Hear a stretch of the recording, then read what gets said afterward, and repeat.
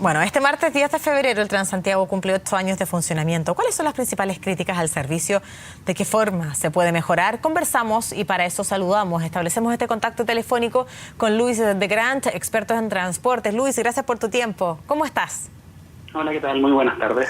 Pareciera ya que es todo un hito el recuerdo de la puesta en marcha del Transantiago hace 8 años atrás. Bueno, ¿cuál es en términos generales, tu visión de cómo se experimentó, cómo se implementó el Transantiago y cómo vamos hasta ahora? Mira, en términos generales tiene aspectos positivos que destacar Transantiago y hay otros que son negativos y muy preocupantes. Los aspectos positivos se basan básicamente en la empresarización del sector, en el uso de una tarjeta digital para pagar, los conductores que ahora están en condiciones laborales mucho mejor que las que habían en las mil camarillas, ¿cierto? Eso es lo positivo que tiene el Transantiago, y lo negativo es lo evidente que todos sabemos, el deterioro progresivo en la calidad de servicio, la pérdida de demanda, el aumento sostenido de los costos y el descontrol de la evasión. O sea, todos esos aspectos que se han mantenido en una tónica decreciente en los últimos 6 o 7 años, yo creo que son tremendamente preocupantes y dan señales de que la situación solo va a empeorar en lo que viene.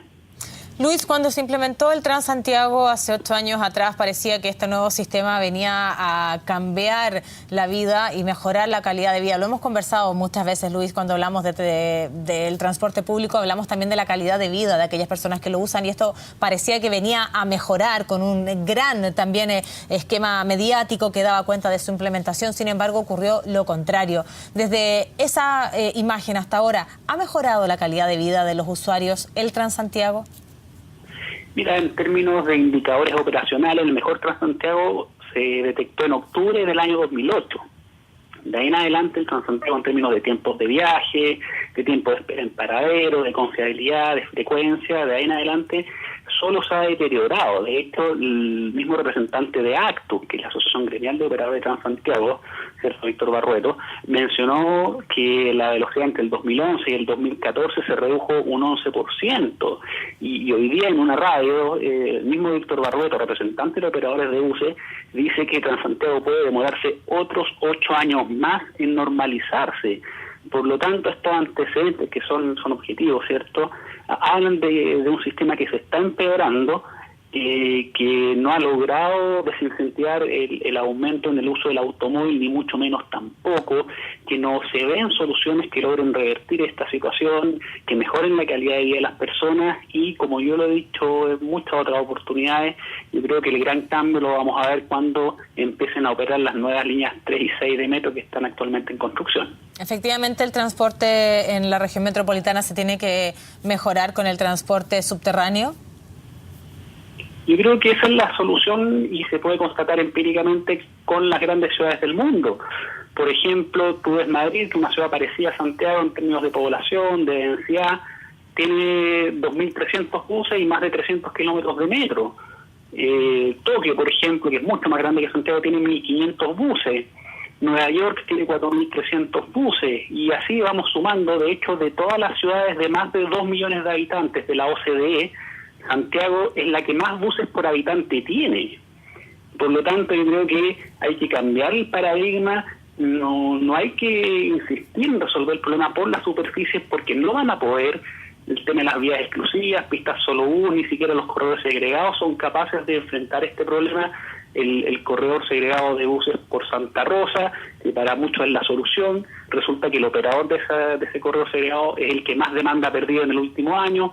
Por lo tanto, tenemos que ver las grandes ciudades de la OCDE, no basta compararnos con Latinoamérica, tenemos que mirar a las grandes ciudades de la OCDE, y la solución al transporte público masivo pasa necesariamente por tener amplias redes de metro y de trenes urbanos en general, como trenes de cercanía, tranvías y tecnologías de ese tipo.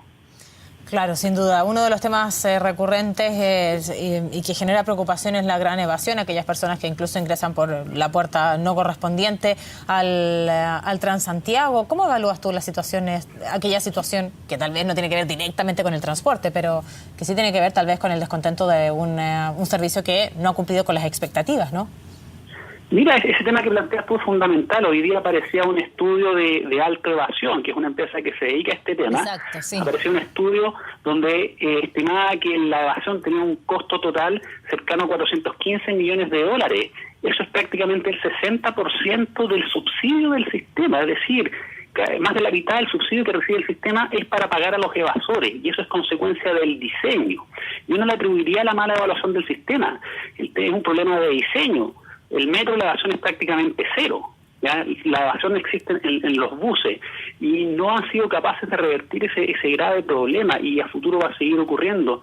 Por lo tanto, yo creo que en vez de andar pidiendo plata, subsidios adicionales, en vez de andar haciendo propuestas que ya han demostrado que han sido poco efectivas relacionadas al transporte de superficie, ya debieran tomar la decisión, como dijo el expresidente Lagos en ICARE, ¿cierto?, de definir un plan de metro para llegar a los 250 o 300 kilómetros a la brevedad posible. Luis, ¿cuál es tu pronóstico respecto a cómo se va con los proyectos que hay hoy día, con el anuncio que hizo la presidenta también para mejorar el transporte? ¿Cómo crees tú que, y ves, cuál es el pronóstico que haces respecto al funcionamiento del Transantiago? Mire, yo creo que en los próximos 3 o 4 años el sistema solo se va a deteriorar. No vamos a observar ninguna mejora, los costos van a aumentar, la evasión se va a mantener o va a aumentar también, los niveles de servicio, las velocidades, los tiempos de espera van a empeorar también, y la situación va a ser sostenida en los próximos 3 o 4 años hasta que el año 2017, ojalá el 2017 y no el 2018, ¿cierto?, empiecen ya a funcionar las nuevas líneas 3 y 6 de metro que están en construcción.